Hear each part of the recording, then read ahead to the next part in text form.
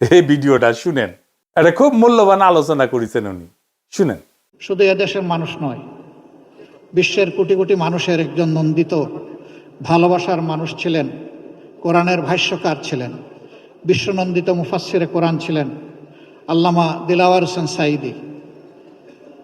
2013 সালের এই দিনটি এই জাতির জন্য আমি মনে করি একটি কালো দিন ছিল। এই ধরনের কোরআনের একজন সেবককে, ভাষ্যকারকে সেদিন একটি পারভার্টেড কোর্ট তাকে মৃত্যুদণ্ডে দণ্ডিত করেছিল।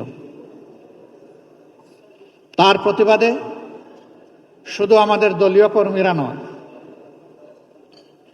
সারা দেশের মানুষ বিক্ষোভে ফেটে পড়েছিল। মানুষের এই স্বতঃস্ফূর্ত প্রতিবাদকে দমন করার জন্য সরকার অস্ত্রের ভাষা খুঁজে নিয়েছিল এবং একদিনেই 70 জন মানুষকে খুন করেছিল। এরপরে এক সপ্তাহের ভিতরে সর্বমোট 164 জনকে খুন করা হয়েছিল। আমি জানি না বিশ্বের ইতিহাসে দ্বিতীয় এমন কোনো নজির আছে কিনা। আজকের এই দিনে আমি গভীর শ্রদ্ধার সাথে সেই মহান ব্যক্তিত্বকে স্মরণ করছি।